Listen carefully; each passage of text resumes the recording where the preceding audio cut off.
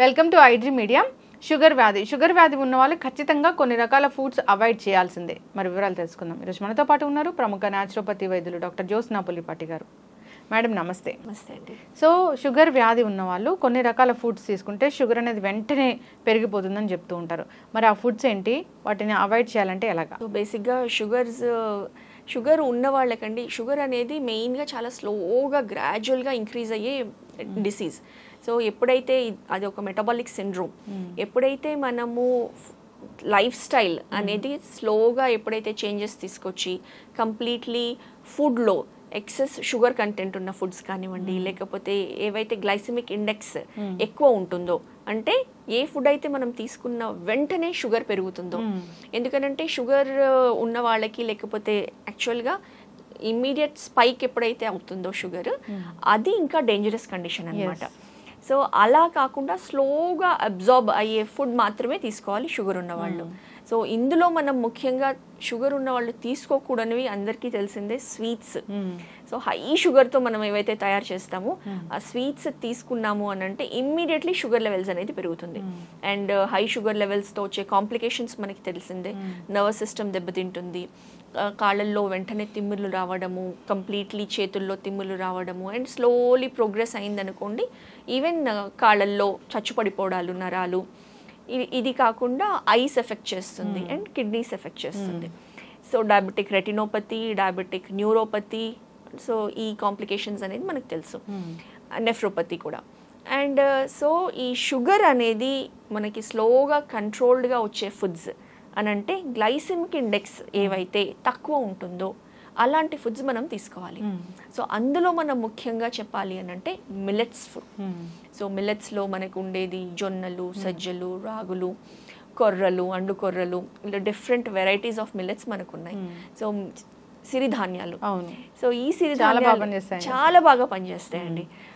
And ఈ సిరిధాన్యాలు అనాది కాలంగా మనం అవే తినేవాళ్ళము. ఎప్పుడో పండగలు పబ్బాలు వచ్చినప్పుడు మాత్రమే రైస్ అనేది తీసుకునేవాళ్ళము. అలాంటిది ఇప్పుడు కంప్లీట్లీ రైస్ పైకి షిఫ్ట్ అయిపోయి మనం సిరిధాన్యాలు అంటే అదేదో స్పెషల్గా మనం ఇంక్లూడ్ చేసుకున్నట్లు అవుతుంది. కాకపోతే మన ఫుడ్లో అట్లీస్ట్ షుగర్ లేని వాళ్ళు ఆల్మోస్ట్ 50-60% ఈ మిల్లెట్స్ బేస్డ్ తీసుకుంటే గనక అది మనం ప్రివెంట్ చేయొచ్చు. షుగర్ ఉన్న వాళ్ళైతే గనక ఆల్మోస్ట్ 80% ఫుడ్ ఇలా గ్లైసెమిక్ ఇండెక్స్ తక్కువ ఉన్న ఫుడ్స్ మాత్రమే తీసుకోవాల్సి ఉంటుంది అనమాట. ఎస్.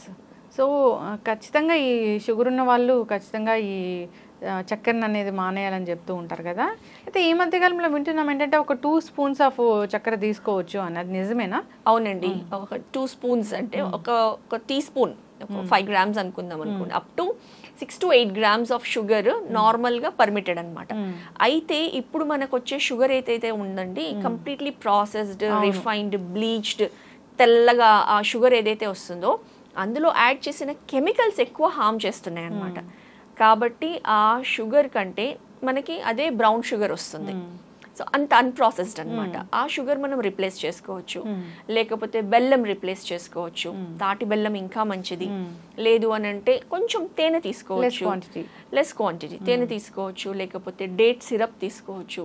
ఇవన్నీ ఇంకా కొంచెం న్యాచురల్ స్వీట్నర్స్ కాబట్టి ఇవి యూజ్ చేయడం ఇంకా బెటర్ అండి. అంతేకాకుండా ఇప్పుడు ఈ మధ్యలో షుగర్ రిప్లేస్మెంట్స్ వస్తున్నాయి. సో అవి తీసుకుంటే ఇంకా హార్మ్ఫుల్ యాక్చువల్లీ చెప్పాలి అని అంటే. సో ఎప్పుడైనా కానివ్వండి ఈ న్యాచురల్ స్వీట్నర్స్ తీసుకోవడం బెటర్ అనమాట షుగర్ కంటే. కాంబినేషన్ ఆఫ్ ఫుడ్స్ అని మాట్లాడుకున్నాము మనం. జనరల్గా హనీ, గార్లిక్ కలిపి తీసుకుంటూ ఉంటాము, లేదా హనీ లెమన్ వాటర్ కలిపి తీసుకుంటూ ఉంటాము. సో మరి ఇవి తీసుకుంటే కూడా షుగర్ అనేది పెరుగుతుందా హనీ వల్ల కూడా? మరి హనీ కాకుండా మనం వెల్లుల్లిని తీసుకోవాలి అని అంటే ఎలా తీసుకోవచ్చు ఆ లాభాలు పొందాలంటే? సో హనీ యాజ్ సచ్ అండి, ఒక టీ స్పూన్ ఆఫ్ హనీ ఓవరాల్గా రోజు మొత్తంలో వేరే ఫుడ్ ఏం తీసుకుంటున్నారో ఆ కాంబినేషన్ చూసుకుంటూ ½ teaspoon 1 teaspoon honey అనేది షుగర్ లెవెల్స్ ఎలా ఉన్నాయి, మెయింటైన్ అవుతున్నాయా, రెగ్యులేట్ అయ్యి ఉన్నాయి, అలాంటి వాళ్ళు తీసుకోవచ్చండి. కానీ ఎవరికైతే షుగర్ లెవెల్స్ కంట్రోల్ అవ్వట్లేదు, షుగర్ మానిటర్ చేసినప్పుడు ఇమ్మీడియట్లీ స్పైకింగ్ ఎక్కువ ఉంటా ఉంది, అలాంటి వాళ్ళు హనీ అవాయిడ్ చేయడం బెటర్. నెక్స్ట్ వెల్లుల్లి అంటారా, వెల్లుల్లి హనీ కాంబినేషన్ తీసుకుంటే మంచిదే. ఎందుకంటే వెల్లుల్లో ఉండే ఆ మెడిసినల్ ప్రాపర్టీస్ ఏవైతే ఉన్నాయో కార్డియాక్ హెల్త్కి మంచిది, డయాబెటిక్స్కి చాలా మంచిది. అయితే ఉత్త వెల్లుల్లి తీసుకోవాలి అని అంటే ఒక్కటే ఆ పచ్చి వెల్లుల్లిని అంత అడ్వైజబుల్ కాదు. ఎందుకనంటే అది మనం ఎప్పుడైతే తీసుకుంటామో థ్రోట్ని అది కట్ చేసే ప్రాపర్టీస్ ఉంటుంది.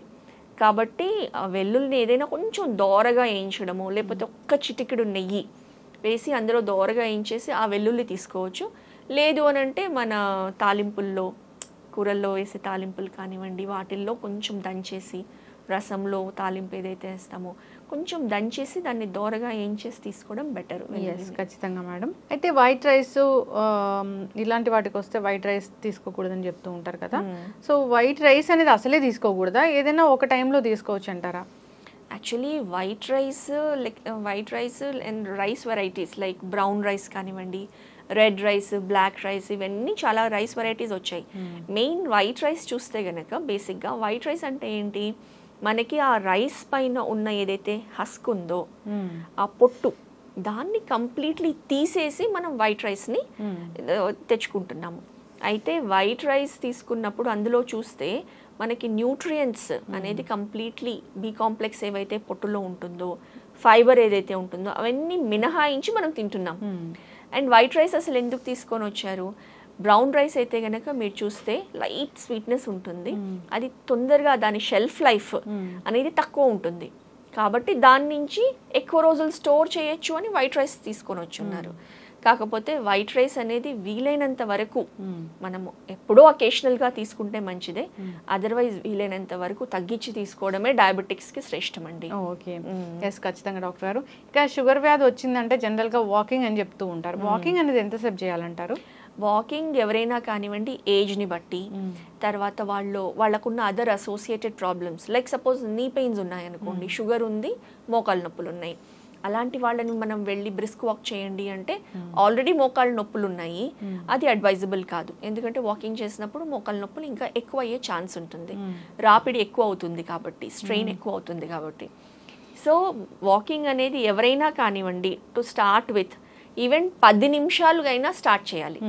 చేసి బాడీ కెపాసిటీని మెల్లగా దాన్ని ఒక 20 minutes, 30 minutes, 40 minutes up to 1 hour prolong duration చేసే కొద్దీ బాడీ కెపాసిటీ పెంచుకుంటూ చేయాలండి.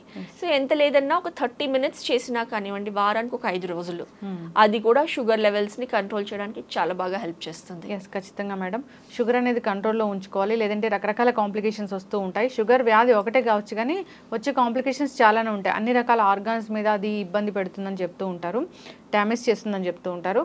సో జాగ్రత్తలు అయితే తీసుకోవాలి, ఆహార నియమాలు మీరు చెప్పినట్లుగా పాటించాలని కోరుకుందాం. ఇప్పుడు ఏవైతే ఫుడ్స్ అవాయిడ్ చేయాలని చెప్పారో ఖచ్చితంగా అవాయిడ్ చేయాల్సిందే. చక్కటి ఇన్ఫర్మేషన్ అండి, ధన్యవాదాలు. నమస్తే అండి.